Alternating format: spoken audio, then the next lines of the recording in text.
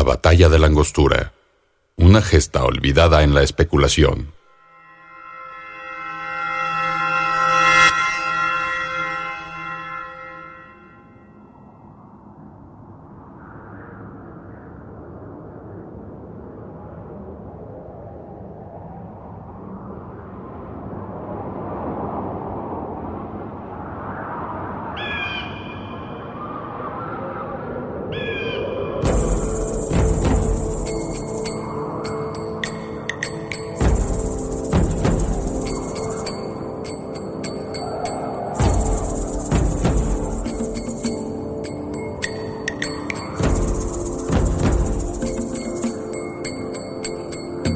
En el año de 1836, México perdió Texas cuando ese territorio se convirtió en república independiente. 9 años más tarde, para 1845, Texas se anexó a los Estados Unidos de Norteamérica. México no intentó recuperarlo debido a otros acontecimientos como la Guerra de los Pasteles contra Francia, diferentes luchas internas y la separación temporal de Yucatán.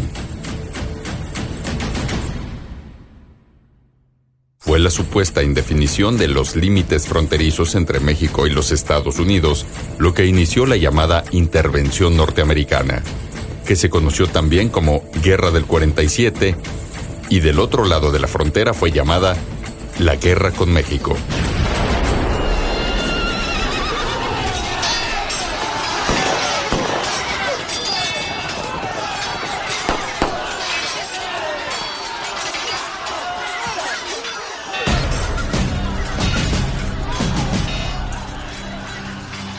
Mientras que los Estados Unidos de Norteamérica señalaban como frontera el río Bravo, México sostenía que era el río Nueces, un poco más al norte. Entre estos dos afluentes se dio la primera escaramuza. Soldados mexicanos atacaron a una avanzada norteña. El presidente James Knox Polk argumentó que se había derramado sangre estadounidense en suelo estadounidense y declaró la guerra el 13 de mayo de 1846.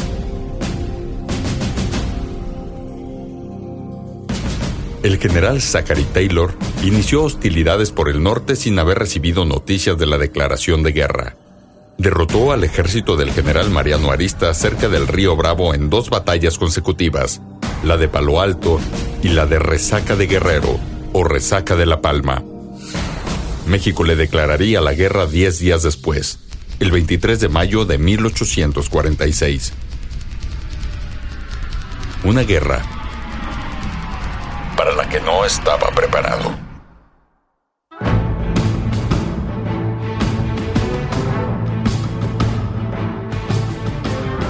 Taylor comandó la fuerza principal que incursionó desde el norte y sitió la ciudad de Monterrey. El 21 de septiembre de 1846, la batalla comenzó con una resistencia heroica de los regiomontanos. 2 días después, el ejército del general Pedro Ampudia hubo de claudicar, y luego de firmar un armisticio y entregar la plaza, se retiró rumbo a Saltillo, a 84 kilómetros de distancia. Saltillo, Coahuila, México. Sábado 13 de noviembre de 1846. Recreación, ficción. El gobernador José María Aguirre y el licenciado Juan Arizpe caminan sobre la plaza de armas hacia el Palacio de Gobierno.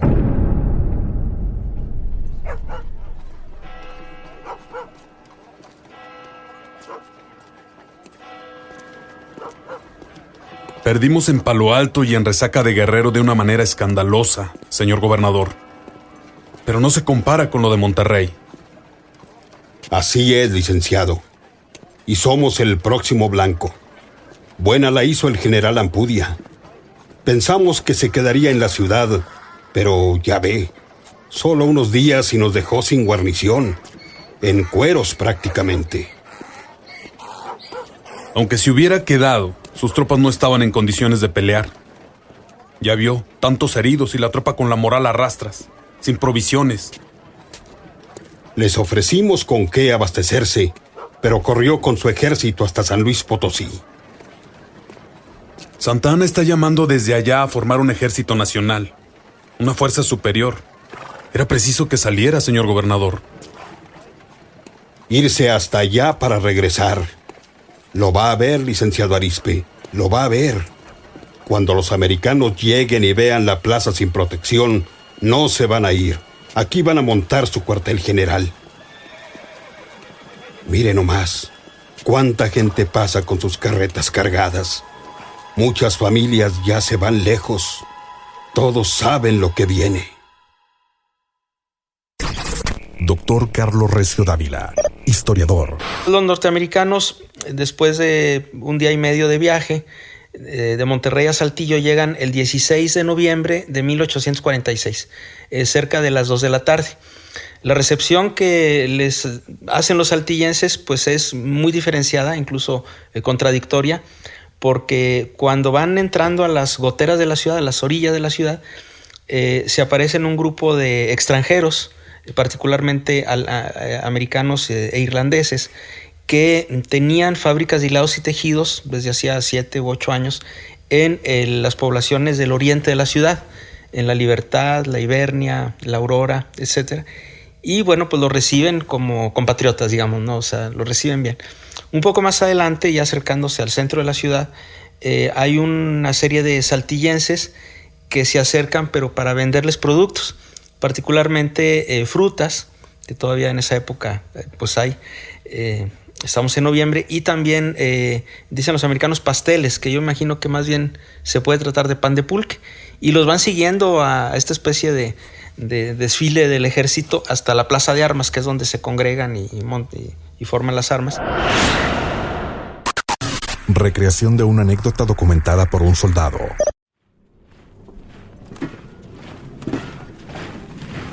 Qué extraño recibimiento. La gente sale a vernos como una curiosidad. Mire a esos hombres, capitán. Cubren sus rostros con sus zarapes. Bajo sus sombreros sus ojos parecen cuchillos. Y seguramente traen cuchillos bajo el zarape.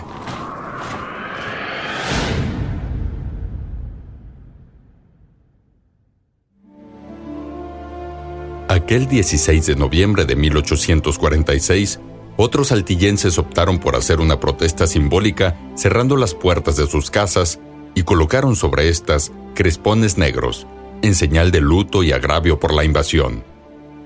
Algunos hombres, como el cura José Ignacio Sánchez Navarro, figura religiosa entre los saltillenses, tenían una doble visión del arribo de aquel ejército. Patriótico y religioso a la vez, mostró rechazo y aceptación, al decir que eran enemigos en las acciones humanas, pero iguales en lo espiritual. Otros personajes fueron a formar parte de la guerrilla organizada, lugareños patriotas que fueron un dolor de cabeza para los estadounidenses al causarles bajas esporádicamente en sus filas. Desde la llegada de los norteamericanos a Saltillo en noviembre de 1846 hasta su retirada en agosto de 1848, hay diversos tipos de relaciones entre el invasor y los ciudadanos. Doctor Carlos Recio Dávila, historiador. Hay americanos, por ejemplo, que sobre todo los voluntarios de Texas y Arkansas, que eran los más salvajes, podríamos decir, que robaban a la gente que tenía sus pequeñas mesitas de tijera en las calles, con dulces, con pan, con productos de mercería, etc. Y solamente te decían, esto es por mí, esto es por mí. Así lo interpretan los saltillenses. Deberían de haber sido en inglés, porque casi a ninguno le interesó aprender español. This is for me, o alguna cuestión de ese tipo, ¿no? Por otro lado, también hubo muchos abusos. Es decir, hay la historia, por ejemplo, de un americano que mata a un saltillense en la calle, muy cerca del mercado, porque le ordenó que se detuviera y no se detuvo, y le disparó en la cabeza. O sea, había mucha prepotencia también por parte de los americanos. Sin embargo, en el otro extremo también hubo una buena relación en alguna medida. Las familias más acomodadas en ocasiones invitaban a comer o cenar a los militares oficiales norteamericanos a sus casas. Eran muy comunes los fandangos, como le llaman, ¿no? Fiestas donde pues ahí se mezclaban mexicanos y saltillenses. Sobre todo, bueno, hay una buena relación con muchas chicas saltillenses. Yo incluso le he llamado así como una especie de turismo militar, sobre todo en el periodo que va de febrero del 47 a julio del 48, cuando ya pasó la batalla de la Angostura y no hay enfrentamientos.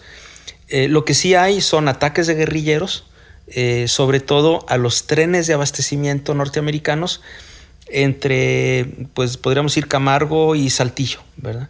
Entonces sí hay recurrentemente ataques de estos grandes convoyes que en ocasiones eran 50 o 100 carros jalados por mulas, donde traían avituallamientos, donde traían el dinero para pagar a los soldados norteamericanos, y eran atacados por gavillas. Por ejemplo, Antonio Canales es uno de los que suena, que hizo varios ataques a las tropas, bueno, a los grupos que venían resguardando, pues, digamos, estos convoyes.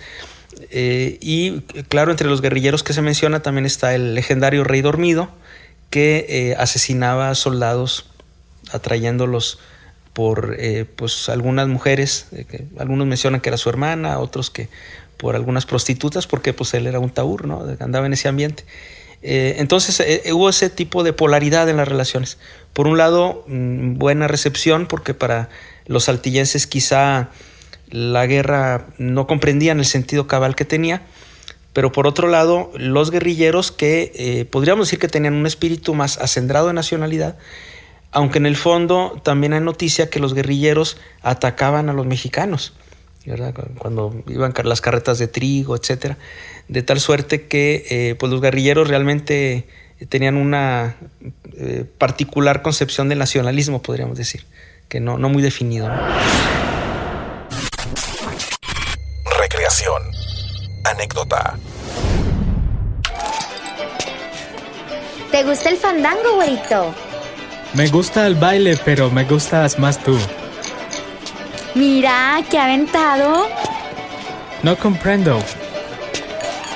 ¿Qué? ¿Eres muy valiente hablándole a las mujeres? Oh, sí, valiente mucho, soy un soldado. Hablas mucho el español. No habla mucho, aprendí poco para venir aquí. Ya sé decir te amo.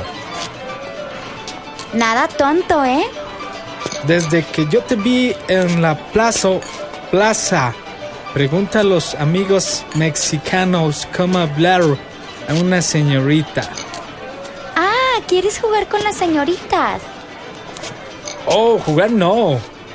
Qué bueno, porque yo soy muchacha decente. Soy hija de familia. Yo quiero esposa como tú. A ver, ¿qué me quieres decir? María de Jesús, ¿quieres ser mi esposa?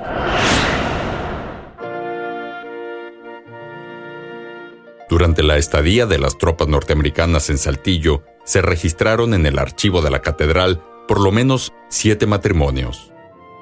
En estos empeños destaca la compañía del capitán Mears, de la cual 3 soldados y un sargento de caballería se casaron con 3 chicas del poblado San Isidro de las Palomas, hoy Arteaga, Coahuila, y una de la hacienda de Buenavista, donde se había instalado el cuartel general de Zachary Taylor.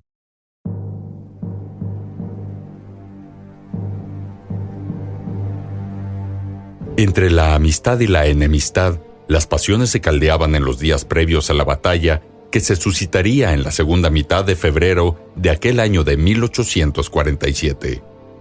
Y después de esta, las cosas no serían diferentes durante 1 año y medio. La muerte rondaba las calles, las ejecuciones de soldados por parte de la guerrilla y de mexicanos por la tropa extranjera ponían las cosas difíciles para los generales que comandaban la plaza. Las autoridades políticas de Saltillo poco podían hacer ante los juicios de los invasores, que en muchas ocasiones llevaron al patíbulo a unos y a otros.